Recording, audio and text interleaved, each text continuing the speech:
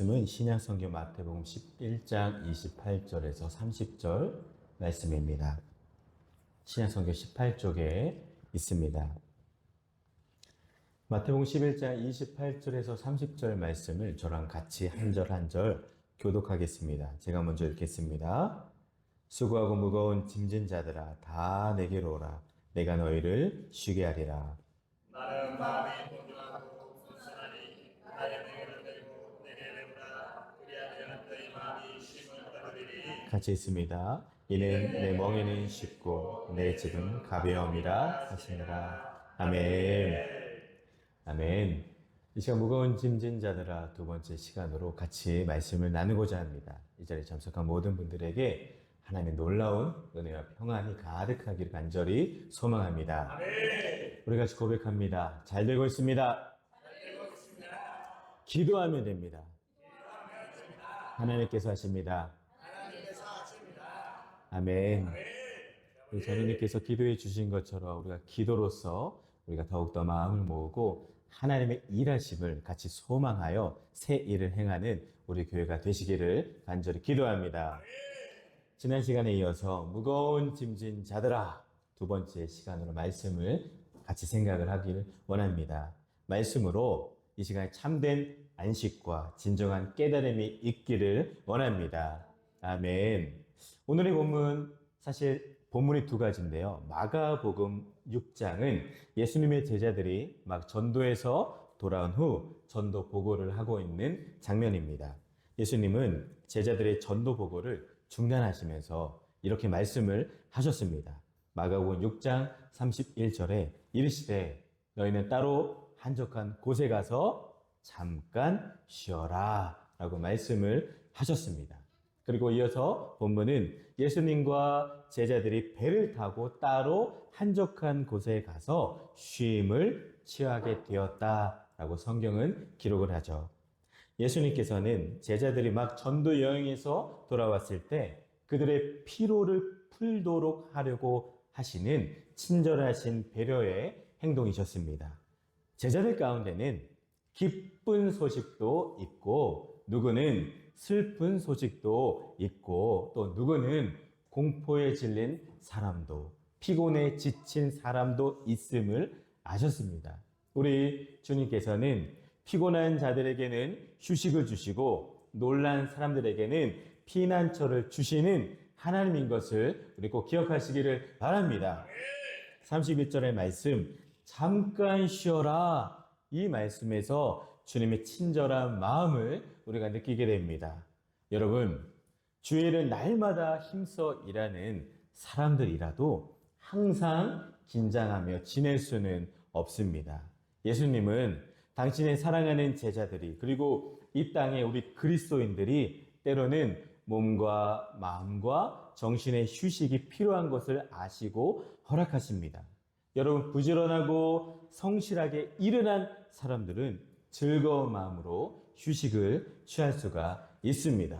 여러분 잘 쉬기를 바랍니다. 우리 옆분에게 고백하겠습니다. 주 안에서 잘 쉬세요. 아멘. 잘 쉬셔야 되는데 어디 안에서요? 주 안에서입니다. 지난 한 주 우리 주양의 가족들이 참 이제 막바지 휴가를 잘 보내신 것 같아요. 누구는 전주도 가시고 진도도 가시고 또 누구는 가족들과 캠핑도 하시고 또 누구는 제주도로 갔다 오시고 참 많이 잘 쉬셨습니다. 여러분 못 쉬신 분들이 계시다면 또한 억울해하지 마시고 슬퍼하지 마시고 그런 분들이 있다면 저랑 같이 시원한 커피숍에서 제가 커피 또는 빙수를 대접하겠습니다. 혹시 휴가를 못 가신 분이 계신다면 저에게 연락을 꼭 해주시기를 바랍니다. 다시 한번 고백하겠습니다. 주 안에서 잘 쉬세요. 주 안에서 잘 쉬세요. 아멘. 쉼은 예수님의 거룩한 습관이셨어요. 예수님도 바쁜 사역 중에서도 시간을 내어 혼자 조용한 곳에서 쉬시면서 예수님은 특별히 기도를 통하여서 영육의 재충전을 하셨습니다.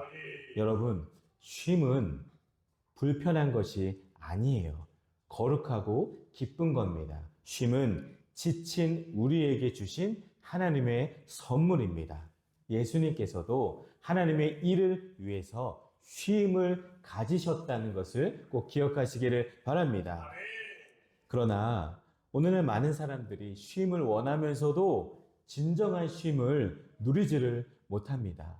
때로는 우리는 일상의 과도한 업무 때문에 스트레스와 피곤으로 생활의 기쁨을 잃어버리고 기도하지 못하며 살 때가 참 많이 있죠. 잠시만의 여유도 없이 하나님께 예배드리는 그 시간도 힘들어하는 분들도 계십니다. 건강하지 못할 때 몸에 나타나는 여러 신호들처럼 영적으로 건강하지 못할 때 적신호가 우리에게 꼭 나타납니다. 그러면 우리가 진정한 쉼을 누리지 못하는 그 이유가 무엇일까요? 성경은 그 원인이 건강이 아니라 영적인 데 있다고 가르칩니다. 우리가 쉼을 상실한 원인이 영적인 문제이기 때문에 영적인 해결이 없이는 진정한 쉼이 주어지지 않는다는 것을 꼭 기억하셔야 합니다.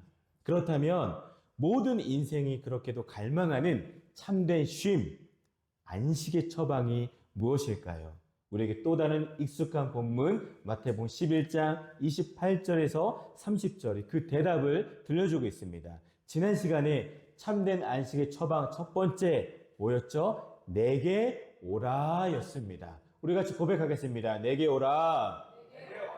아멘. 예수님에게 오라. 예수님에게 가는 것이 진짜 안식의 첫 번째 발걸음입니다. 우리 모두에게 참된 안식과 영혼의 쉼을 얻기 위해서는 무엇보다 먼저 인생의 구주요 주님이신 그리스도에게로 오셔야 합니다. 이것이 내 삶의 쉼, 회복을 위한 첫 번째 발걸음인 것을 여러분 꼭 기억하시기를 바랍니다. 지금 내게로 오라 라고 누가 초청하고 계시죠? 바로 하나님이신 예수 그리스도이십니다. 우리는 직이나 신분이 높은 사람을 만나기 위해서는 일정한 시간과 노력을 투자를 해야 돼요. 그것은 신분이 높은 사람일수록 더욱더 그러합니다. 그런데 세상을 주관하시고 세상을 창조하시고 다스리시는 하나님의 아들이시며 우리의 구주가 되시는 예수님께서 우리에게 내게 오라 라고 초청을 하십니다. 누구든지 그에게 나오는 사람을 예수님은 모두가 다 기쁘게 맞이해 주십니다. 여러분 믿으십니까? 이게 얼마나 감사입니까? 그런데 여러분 우리는 자꾸만 예수님에게로부터 멀어지는 삶을 살 때도 있어요. 여러분 마음에서부터 멀어지면 안 됩니다. 마태복음 15장 8절에 이 백성이 입술로는 나를 공경하되 마음은 내게서 멀도다 라고 말씀합니다. 여러분 습관적으로 하나님을 향한 일에서 멀어져 있는 이들도 많아요. 실제적으로 그들의 모든 관심은 세속적인 것이에요. 돈과 물질에만 머물러 있습니다. 예배 드리러 올 때도 우리 성도들은 준비가 필요합니다. 하나님께서는 무엇보다 마음을 살피시며 진실된 마음을 원하시는 것을 꼭 기억하시기를 바랍니다. 여러분, 하나님께로 나아가는 일에 최선을 다해 주시기를 부탁을 드립니다. 우리가 은혜 안에 머물러 있어야 살아갈 수 있는 힘이 주어지는 거예요. 일주일에 한 번 교회 나와서 온전하게 예배를 드리지 못하는 내 모습을 보면서 우리는 안타까워해야 되는 거예요.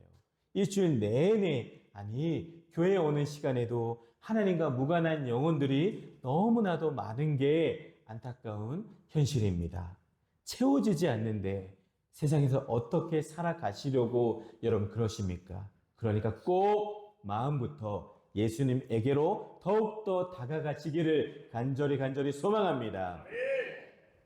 일반적인 사회적 거리의 개념이 있습니다. 미국의 문화인류학자 에드워드 홀은 그의 책 숨겨진 차원에서 인간 관계의 거리에 대해서 언급을 했습니다. 상대와 어느 정도 거리에 있을 때 심리적 압박을 덜 느끼는가를 기준으로 인간 관계의 거리를 설명했습니다. 친밀한 거리가 있죠. 친밀한 거리는 45.7cm 미만으로, 즉 엄마와 아기의 거리예요. 또는 애인 사이의 거리입니다. 개인적인 거리도 있어요. 개인적인 거리는 45.7cm에서 1.2m입니다. 즉 적당히 친해서 격식을 갖추지 않아도 돼요.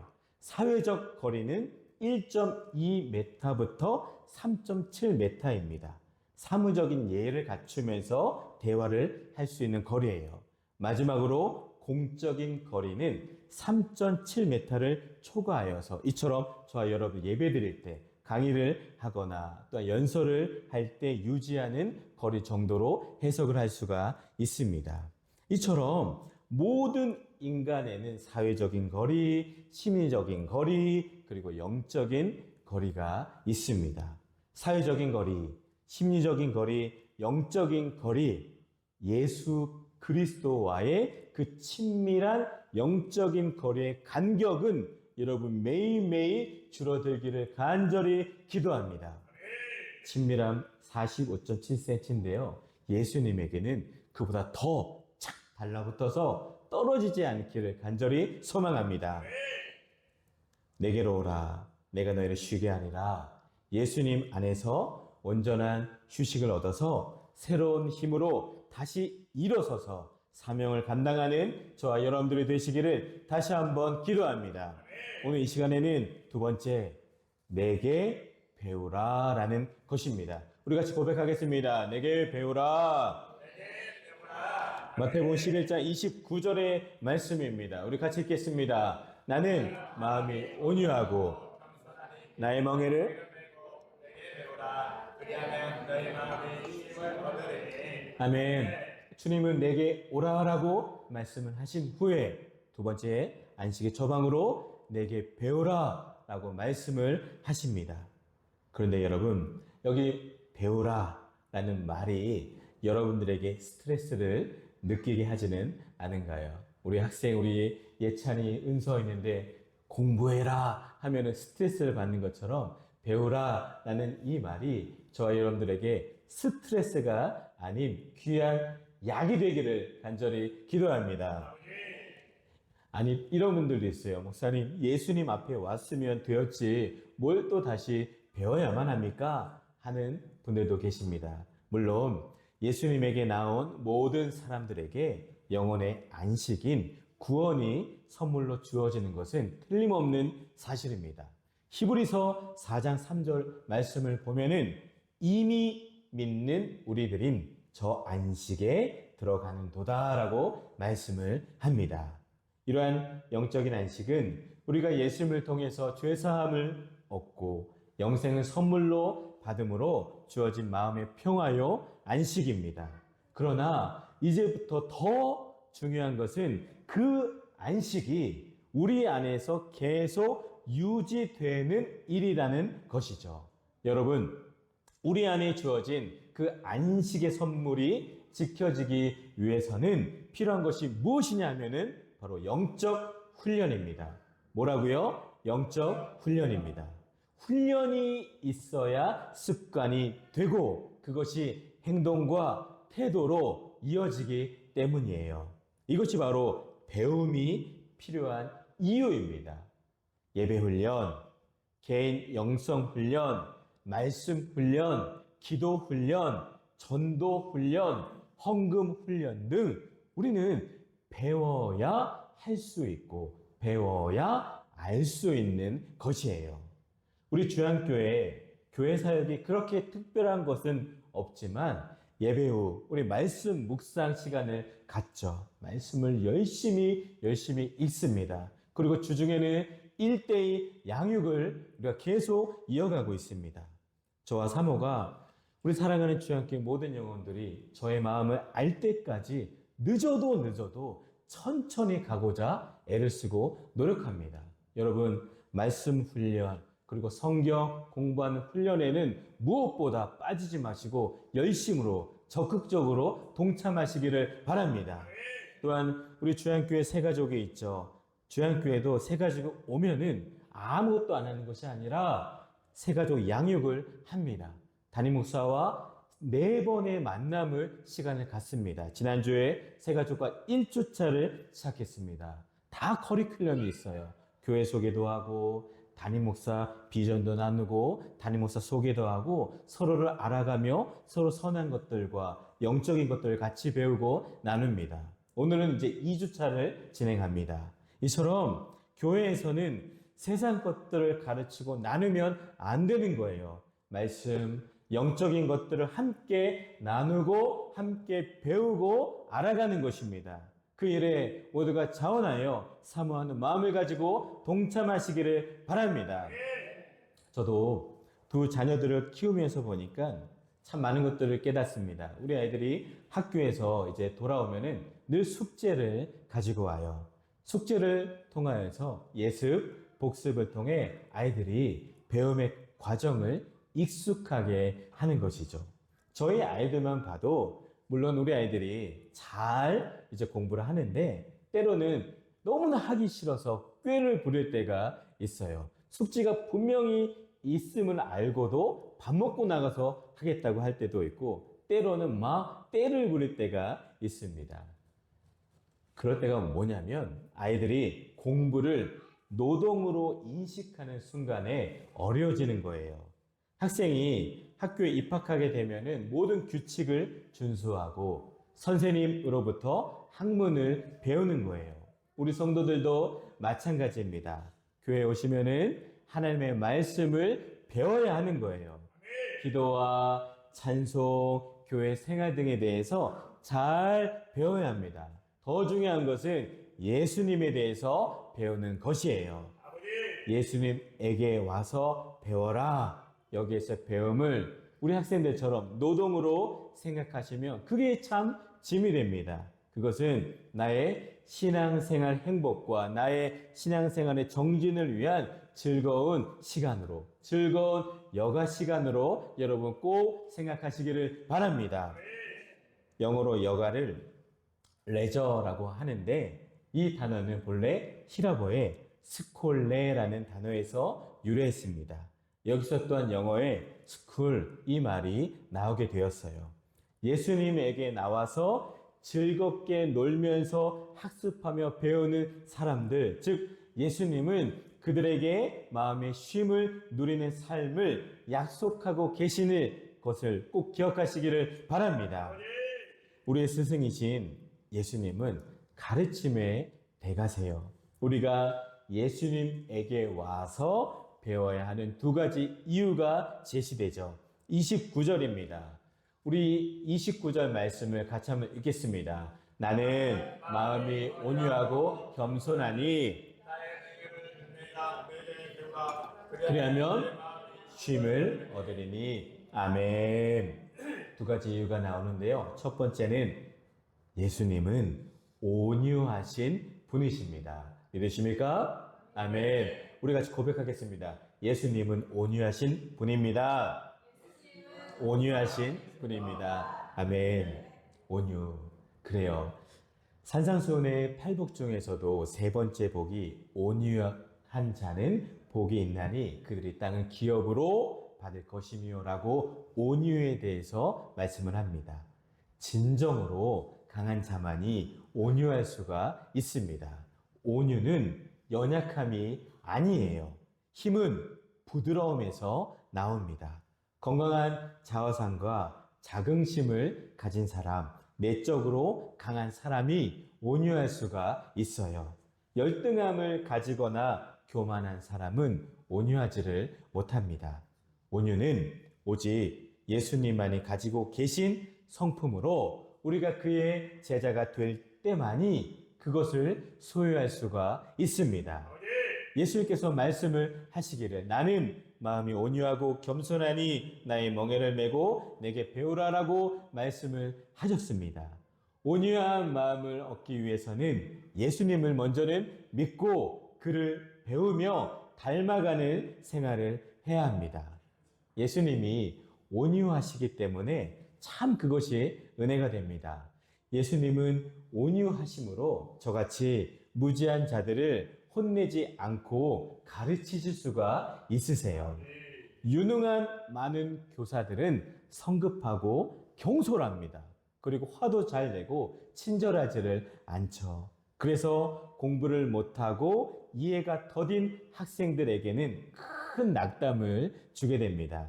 그러나 여러분, 예수님은 온유하시기 때문에 끝까지 참아주시고 기다려 주실 수 있고 내가 어떻게 배워야 할지 그렇게 가르쳐 줄지 잘 알고 계시는 온유하신 스승인 것을 여러분 꼭 기억하시기를 바랍니다. 그러니까 주님 앞에 와서 우리가 배우는 거예요. 또한 주님은 겸손하십니다. 믿으십니까? 우리 같이 고백하겠습니다. 예수님은 겸손하십니다. 겸손하십니다. 아멘. 이게 중요합니다. 겸손하신 게 중요해요. 겸손하지 않은 선생들은 불쌍한 학생들을 지도하지 않습니다. 똑똑한 학생들만 가르쳐요. 또한 그들은 학생들이 공부를 못하는 것을 이해를 못합니다. 그러나 예수님은 다릅니다. 여러분, 최고의 스승이신 예수님의 가르침에 동참하시지 않겠습니까? 이처럼 배움의 자리가 중요합니다.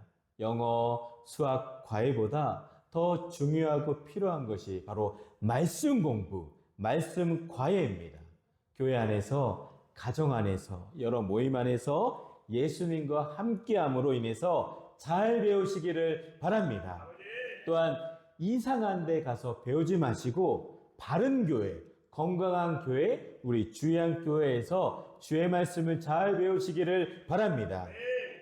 예수님은 우리가 이런 학습이나 훈련을 또한 또 하나의 수고로 또 하나의 짐으로 오해하지 않기를 원하세요.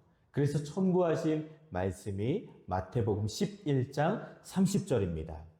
마태복음 11장 30절 우리 한번 같이 읽겠습니다. 이는 내 멍에는 쉽고 내 짐은 가벼움이라 하시니라. 아멘. 예수님께서 약속하신 쉼이란 하나님께 대한 봉사로부터의 해방이 아니라 죄의 일로부터의 해방입니다. 멍에가 나오죠.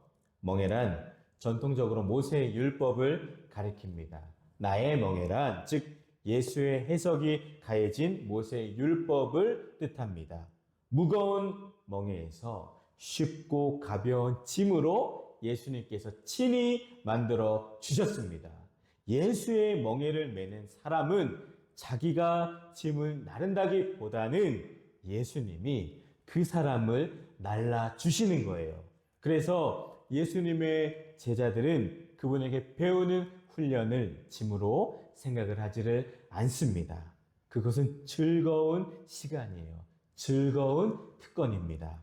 그래서 어거스틴은 이 구절을 언급하면서 예수님에게서 배우는 일은 무거운 짐이 아니라 나를 수 있는 날개가 된다라고 그는 고백을 했습니다. 멍에는 사실 무거운 짐을 나를 때 불편함을 주려고 씌운 것이 멍에죠. 그러나 멍에를 진다는 것은 순종과 책임의 수용을 상징합니다. 예수님이 우리의 모든 수고하고 짐진 무거운 것들을 지신다는 것은 예수님이 내 인생 전체를 책임져 주시겠다는 총체적인 의미가 담겨 있습니다. 믿으십니까? 예수님도 우리를 향한 본인의 책임이 있으시듯이 그러면 우리는 예수의 멍에를 내가 칠 때는 우리 역시도 하나님을 향한 순종과 책임이 반드시 수반된다는 것을 여러분 꼭 기억하시기를 바랍니다. 소 2마리가 한 멍에를 매게 될 때 유능한 소에게 다른 한 마리의 소가 그 의지를 하죠. 그러면 그 소가 복종하고 그러기에 밭갈이를 쉽게 그리고 즐겁게 할 수가 있는 거예요. 그러나 이러한 최소한의 훈련을 거부하는 사람들에게는 진정한 안식이 없습니다. 여러분, 누가 즐겁게 신앙생활을 하는 사람들일까요?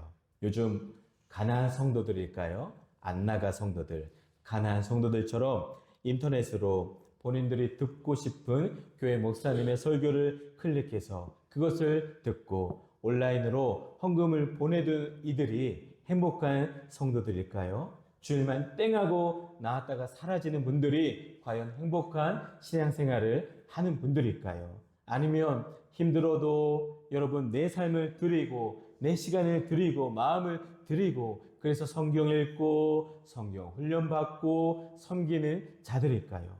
여러분이 보다 좀 더 효율적인 안식의 삶을 누리시기를 원한다면 경건의 훈련을 위해 연습하시기를 바랍니다.